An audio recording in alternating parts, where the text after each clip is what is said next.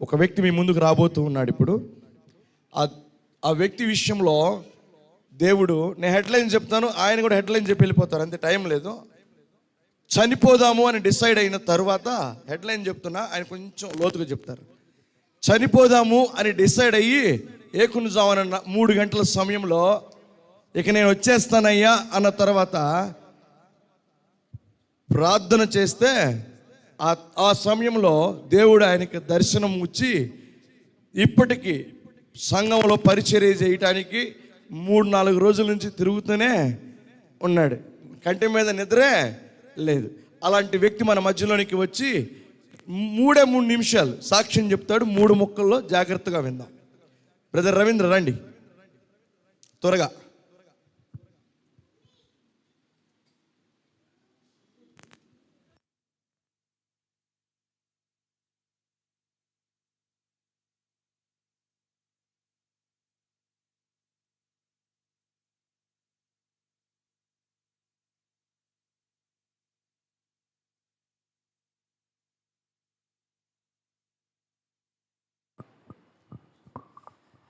మాది అబ్బినేని గుంటపాలెం అండి. పోయిన సంవత్సరం లాస్ట్ ఇయర్ ఏప్రిల్ నెల 27-28 తారీఖుల్లో అన్న ప్రేయర్ పెట్టినప్పుడు అక్కడ పాల్గొన్నాను ఇక్కడ. ఇంకప్పటి నుంచి అన్న వెంబడిస్తూనే ఉన్నాను. నేను ఈ ఫోన్లో పరిచయం ఒక వ్యక్తి మధ్యలో అడ్డం ఉండి డబ్బులు కట్టించాను. ఒక 4 చేత 10 మంది చేత కట్టించాను. 8 లక్షలు కట్టించాను డబ్బులు. పేరుకు కట్టించానే కానీ ఒక మధ్యవర్తిగా ఎంతో నరక వేదన అనిపిస్తున్నా. సరే, ఇది ఇలా ఉంటే మళ్ళీ నేను వీళ్ళకి ఒక మాట ఇచ్చా, పొలం వేసి ఈ సంవత్సరం నేను తీర్చి మీకు ఎడ్లకిదాకా మధ్యవర్తిగా ఉన్నాను కాబట్టి, మీకు సమాధానకర్తగా ఉన్నాను కాబట్టి 1,00,000 వేసిన కాడ 50,000, 50,000 వేసిన కాడ ఒక 25,000 ఇచ్చి సర్దుబాటు చేద్దామని మనసులో అనుకున్నా. సరే, వాళ్ళు కూడా సరే అన్నారు. ఒక సంవత్సరం దాకా నన్ను కదిలించలా. తర్వాత మళ్ళీ పొలం వేసాను, లాస్ పడ్డాను. ఆ దెబ్బ మీద దెబ్బ కొట్టింది, ఇక కోలుకోలేకపోయా.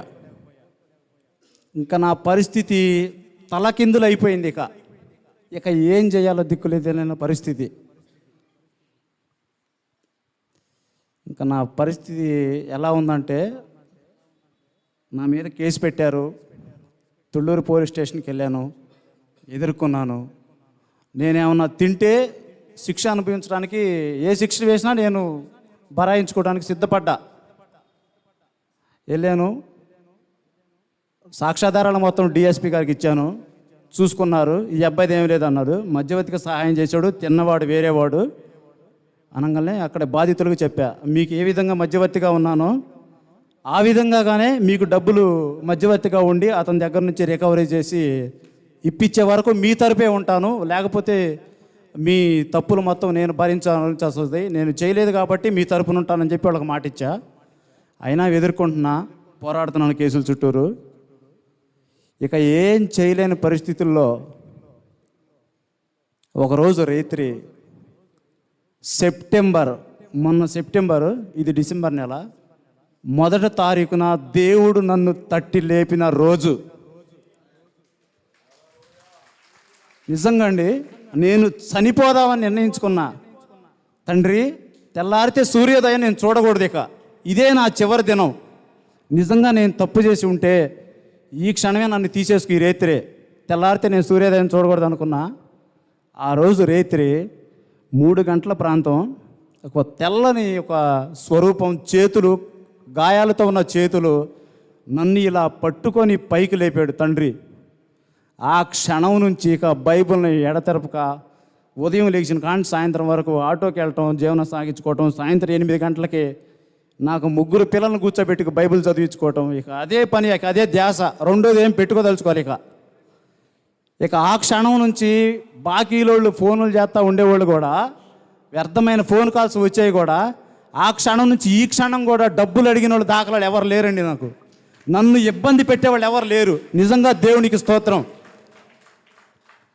ఎంత నరకవేదన అనుభవించానంటే, మధ్యలో ఫోన్ కాల్స్ వల్ల ఫోన్ ఎత్తకపోతే స్విచ్ ఆఫ్, ఛార్జింగ్ అయిపోయి స్విచ్ ఆఫ్ ఒక 5 నిమిషాలు కనుక ఉంటే ఇంటికి క్యూ కట్టుకొని ఆటోలు వచ్చి నిలబడాయి. డబ్బులు ఇవ్వలేదు ఏంది, ఇంకా డబ్బులు ఇవ్వలేదు ఏందని. కానీ వాళ్ళకి నేను డబ్బులు ఇస్తాను, కొంత తొందరలోనే చెల్లించుకుంటాను, కానీ అప్పటి వరకు నా మనసులో నెమ్మదిని ప్రశాంతతను దయచేసిన తండ్రికి నిజంగా దేవుడికి వందనాలు. ఆ చనిపోయేదామని అనుకున్న క్షణంలో నిజంగా నేను అసలు ఊహించుకోలే. నన్ను ఏదో ఒక కడిగిన పాత్ర ఒకటి శుభ్రంగా కడిగి తీసి ఇలా పక్కకు పెట్టినట్టుగా ఉంది నా పరిస్థితి. అప్పటి వరకు పాత జీవితం మొత్తం, నా పాపాల మొత్తం ఒప్పుకున్నాను తండ్రి అని చెప్పి ఆ మరుసటి రోజు నుంచి దినదినము ప్రార్థన చేసుకుంటా ఇక దేవుని సన్నిధికి అంకితం చేసుకుంటున్నా. ఇక బ్రతుకు దినాలన్నీ కొరకే దేవుడి ఎందుకు బ్రతకదలుచుకున్నానండి. దేవుడి సాక్ష్యాన్ని దీవించును గాక. ఆమేన్. హల్లెలూయా.